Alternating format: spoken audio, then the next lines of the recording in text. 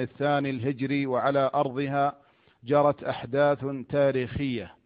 وقد نقل عن ياقوت الحموي وغيره أنها لبني عقيل ابن كعب ابن ربيعة ابن عامر بن صعصعة. تمثل فيها الشعراء الأوائل، ومنهم حميد بن ثور الهلالي، ولبيد بن ربيعة العامري، والنابغة الجعدي، وتميم العجلاني، وغيرهم. ومما قاله لبيد بن ربيعة في ذكرها: لهند بأعلى ذي الأغر رسوم، إلى إحدى كأنهن وشوم، فوقف فسلي فأكناف ضلفع، تربع فيه تارة وتقيم، بما قد تحل الواديين كليهما، زنانير فيها مربع فتدوم.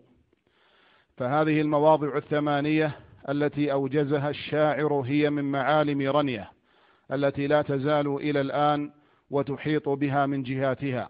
وكذا قال: بكتنا دارنا لما ارتحلنا، وحيتنا سفيرة والغيام، وكلها من معالمها. وأما موقعها فتقع رنية في الجزء الجنوبي الشرقي من منطقة مكة المكرمة، وتبعد عن مكة المكرمة بمسافة 500 كيلو متر، وتأخذ المحافظة امتدادها عبر انحدار واديها الذي ينصفها من الجنوب الغربي إلى الشمال الشرقي، ويسير في أرضها لأكثر من 350 كيلو متر.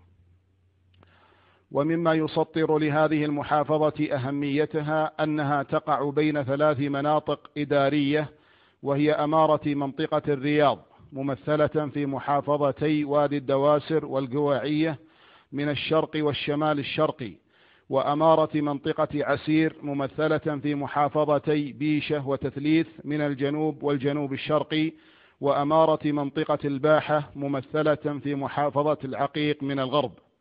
وتشترك معها كلها في حدود طويلة، كما أنها تمثل ربع فضاء منطقة مكة المكرمة مساحة، كما أنها مفتوحة على جميع الجهات من ناحية الحدود، فهي تشكل متسعا جغرافيا متنوعا متباعدا.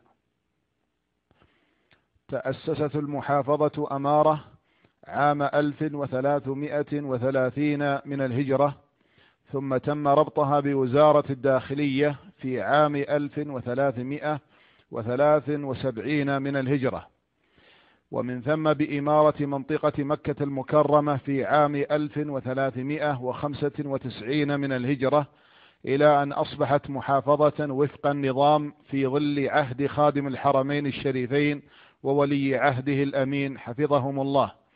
وقد تناوب على أمارتها أكثر من 25 مسؤولا. وتقدر مساحة المحافظة ب62,000 كيلو متر مربع تقريبا، ويبلغ عدد سكانها ب80,000 نسمة، ينتمون إلى 15 قبيلة من قبائل سبيع، إضافة إلى قبيلة الأشراف والحاضرة.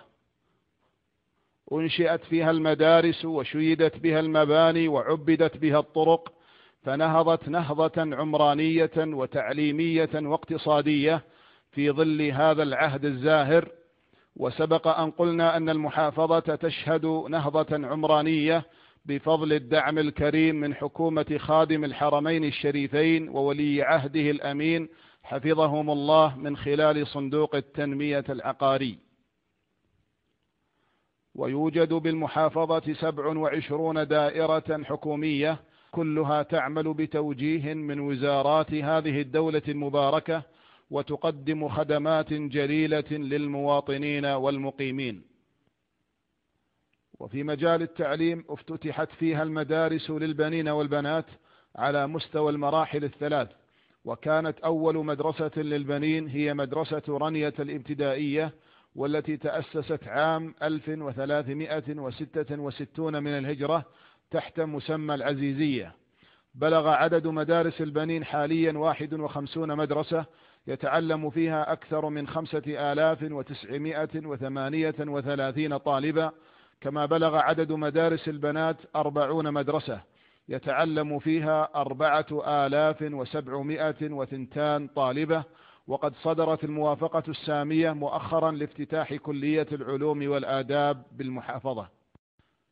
ويتبعها 6 مراكز إدارية هي الأملح والغافة والعويلة والعفيرية وحدة وورشة، بالإضافة إلى نقطة أمنية تابعة للمحافظة بمنطقة خدان. ويبلغ عدد قراها 166 قرية وهجرة. ويوجد بالمحافظة فرعان للبنوك، وهما الراجح والأهلي، كما يوجد بها العديد من الأسواق والمحلات التجارية التي توفر السلع للمواطنين والمقيمين على أحدث خامة في كافة المجالات والنواحي الاجتماعية والعمرانية والصحية.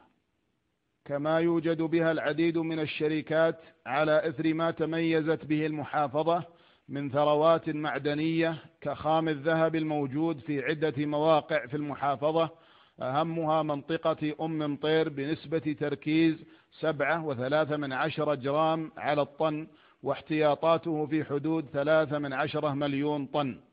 كذلك يوجد بعض مواقع خام النحاس بالمحافظة، والذي اكتشف في منطقة العجيردية جنوب المحافظة.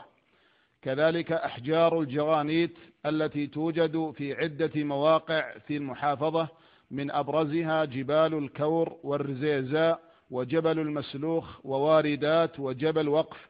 هذا ويعتبر خام الجرانيت المستخرج من جبال رنية من أجود وأفضل وأشهر الجرانيت بالمملكة، وقد خصص موقع جبل وقف وقفا للحرمين الشريفين.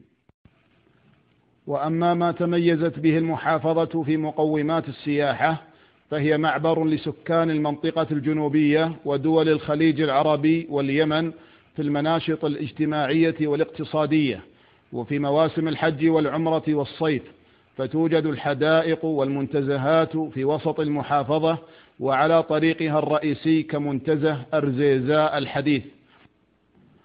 وأما أودية رنية فتحتضن المحافظة عدة أودية وشعاب، معظمها تصب في واديها الأكبر وادي رنية، الذي هو من أشهر أودية المملكة، والذي يلتقي مع وادي بيشة عند جبل ضلفع. وقد أنشأت الدولة وفقها الله في أعلى هذا الوادي سدا يختزل لمعظم المياه للاستفادة من هذه المياه الجارية، وقد استفادت من هذا السد هذه المحافظة